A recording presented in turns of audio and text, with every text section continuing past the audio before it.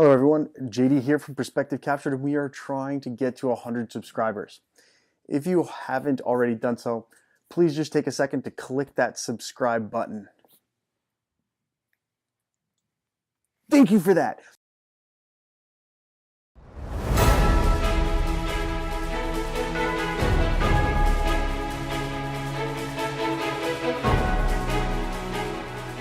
I just want to say I'm sorry about the audio quality.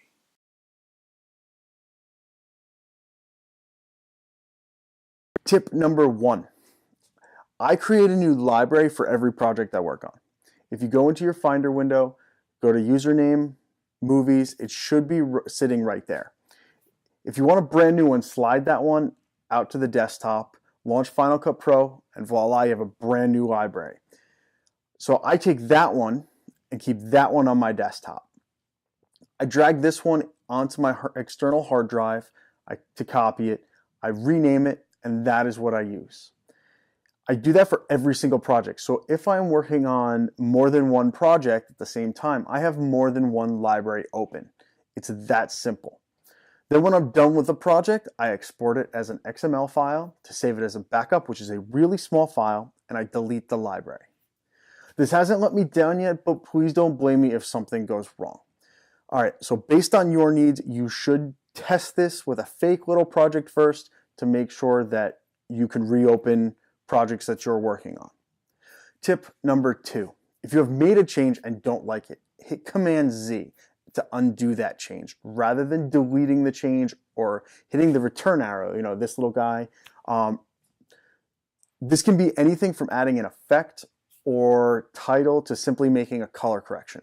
Deleting your work keeps a record of that change in your library, and then the data continues to accumulate in said library, and you have run out of hard drive space. They get really big if you haven't noticed. Tip number 3, learn your quick keys. These are a couple quick keys that I never knew about. Comma and period. Move your highlighted clip one frame over at a time. It is awesome. Then the left and right arrow keys, move the play skimmer head up and down a frame respectively. Up and down, jump to the beginning of the end of that clip. Holding shift while pressing left or right though will move the playhead 10 frames, which is great for putting in transitions. Command Control 1 will give you more editing space when you don't need that browser. There are many of these. These are just a few of the many shortcuts that will make your life faster. You can make a list of the commands on a post-it note until you get them all memorized, and then just stick that right on your monitor. Tip number 4, order of operations. First, go through all of your footage and create the next video create the video you want. Next, do a basic color grade with Final Cut Pro's native color grading software if that's what you're going to use. Next, on all your clips, sharpen your footage. Or finally, start adding in other video corrections such as LUTs, stabilization, or other non-native plugins. And finally, add transitions. I have personally found this to be the most productive way of editing on Final Cut Pro with keeping the processing speed or the needs of the processor low. Command-Shift-V, learn this. This is my extra freebie tip for a shortcut for you, not for anyone else watching. So this one is just for you. If you have many clips that need the same exact settings because they're coming from the same camera, do all of your corrections to the one clip. Then hit that Command-Shift-V and your paste attributes window will come up. Select all the things that you want pasted into that clip and hit enter. Now you can highlight as many clips as you want to do this to, and you're good to go. Tip number 5, edit in proxy. This is the biggest one. How do you do this? Just a matter of checking the box for creating a proxy for all the newly added imports, or converting your files to a proxy if you haven't already done.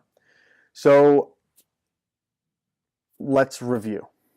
Create a new library for each project you are working on to save disk space. Use Command Z. Learn your shortcut keys, order of operations for editing, and edit in proxy.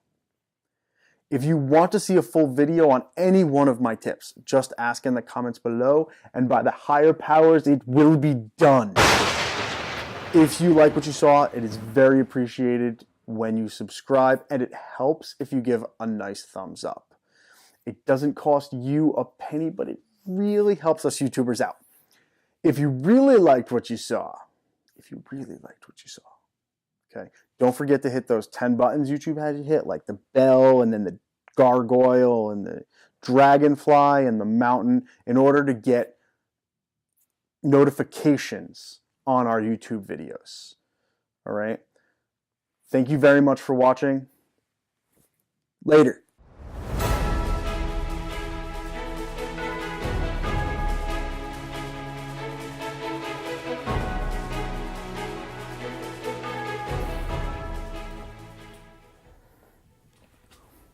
Thanks for watching. I gotta come up with I need a slogan. Goodbye. Yeah, I don't know. Definitely need a slogan or something. What's a good, catchy way to say subscribe? That's not offensive. It's come on, man, just do it. Just do it now. Just do it. What are you waiting for? Hit that subscribe button. Now I need a catchy thing. I need something that's yeah, I'm gonna subscribe. I need you guys to just be yeah, that's great. I'm already subscribed, or I gotta subscribe because that was awesome.